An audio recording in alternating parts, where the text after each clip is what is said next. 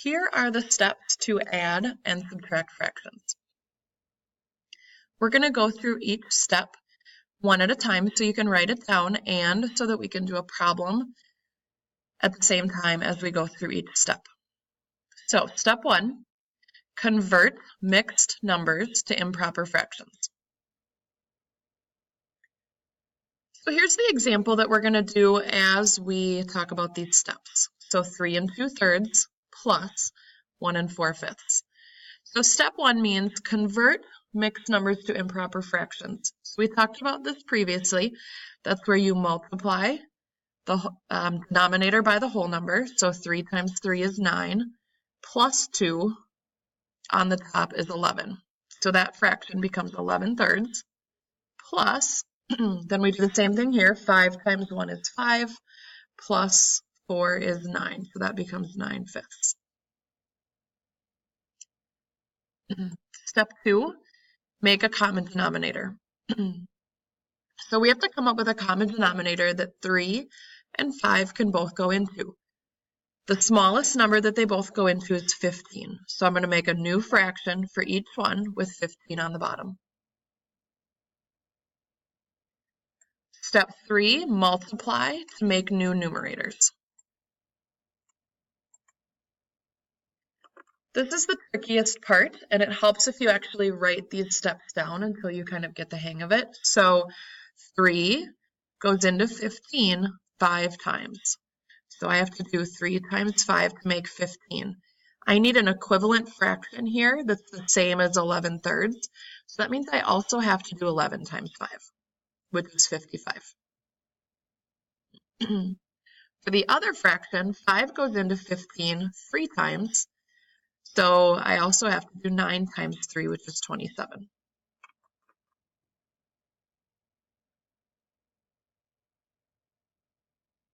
Step 4, add or subtract the numerators and keep the denominator the same. So in this case, we are adding. So 55 plus 27 is 82. And the denominator of 15 stays the same.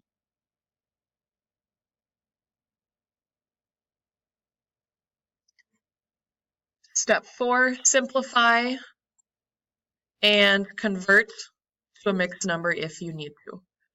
So 82 15ths can be converted.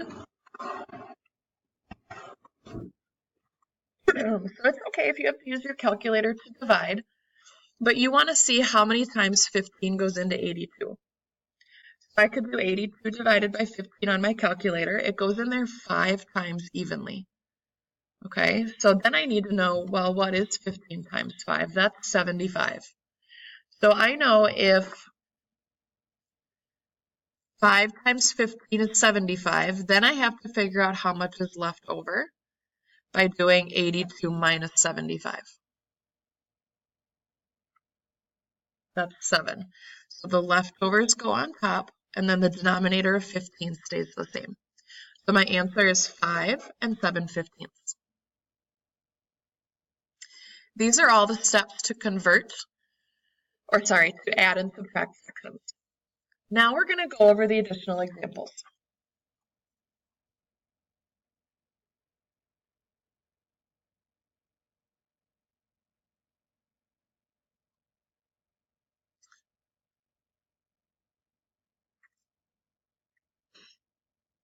All right, so number 1, we don't have to convert these because they're proper fractions, not mixed numbers. So 6 and 4 can both go into 12. So I'm going to convert these into something out of 12. Okay, 6 times 2 is 12. So I also have to do 5 times 2, which is 10. And then 4 times 3 is 12. So I'm going to do 1 times 3 to get 3. Now I'm going to subtract the numerators. So 10 minus 3 is 7. And you keep the denominator the same, which is 12. And you don't have to simplify. The next one, the smallest number that 10 and 5 both go into is 10.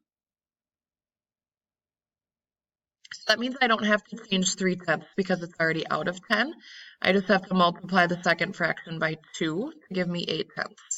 So 3/10 plus 8/10 is 11/10. That can be converted into a mixed number because 10 goes into 11 once with 1 left over. So 1 and 1/10. Number 3, we have to convert these to improper fractions first. So 3 times 2 is 6, plus 2 is 8. So this starts out as 8/3 minus, and then 1 times 5 is 5, plus 4 more is 9. So minus 9/5. Now I need a common denominator. 3 and 5 can both go into 15. So I'm going to multiply the first fraction times 5 to give me 40, and the second fraction by 3 to give me 27. So 40 minus 27 is 13. So 13 on the top, 15 on the bottom, and that cannot be simplified. So that's your final answer. Number 4 and 5 deal with negatives, but nothing changes really. You're just going to have to subtract or add the negatives at the end. So negative 7/8 plus 3/4, the common denominator would be 8. So that means I don't have to change the first one. I just have to multiply the second fraction by 2. So 3 times 2 is 6. So my denominator is going to stay as an 8. And now I just have to think back to unit 1 with the hills and the holes. So negative 7 plus 6 is negative 1. So our answer is negative 1/8.